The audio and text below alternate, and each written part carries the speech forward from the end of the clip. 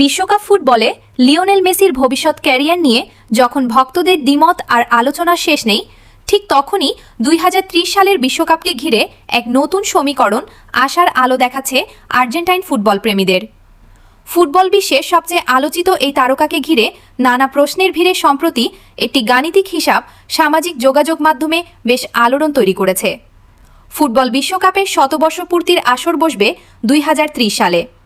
ঠিক সেই বছরেই প্রাপ্তবয়স্ক হতে যাচ্ছেন মেসির জ্যেষ্ঠ পুত্র থিয়াগো মেসি, যার বয়স তৎকালীন সময় নভেম্বরে 18তে পড়বে।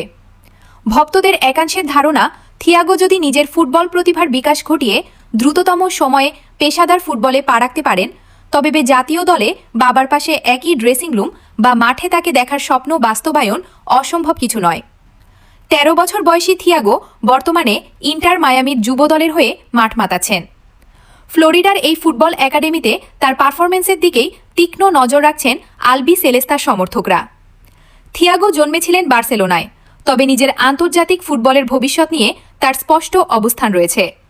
বেশ কয়েকটি সাক্ষাৎকারে তরুণ এই প্রতিভাবান ফুটবলার দৃঢ়তার সাথে জানিয়েছেন, তিনি নিজের বাবার পথ অনুসরণ করে আর্জেন্টিনার আকাশী সাদা জার্সি গায়ে চাপাতেই সবচেয়ে বেশি আগ্রহী। একই সাথে বাবার সাথে জাতীয় দলে ড্রেসিং রুম কিংবা মাঠ ভাগ করে নেওয়ার স্বপ্নের কথা নিজেই ব্যক্ত করেছেন তিনি। মেসির 3 সন্তান থিয়াগো, মাতেও ও চিরো, সবাই এখন ফুটবলের প্রাথমিক ধাপে নিজেদের মেধা ও প্রতিভার স্বাক্ষর রাখছেন। তবে সাধারণ সমর্থক থেকে শুরু করে বিশ্লেষক সবাই জানেন, বিশ্ব ফুটবলের সর্বোচ্চ স্তরে নিজের অবস্থান তৈরি করা কতটা কঠিন। বাবার অর্জিত কিংবদন্তিতুল্য উচ্চতায় পৌঁছানো যে কতটা জটিল, তা নিয়েও রয়েছে সচেতনতা।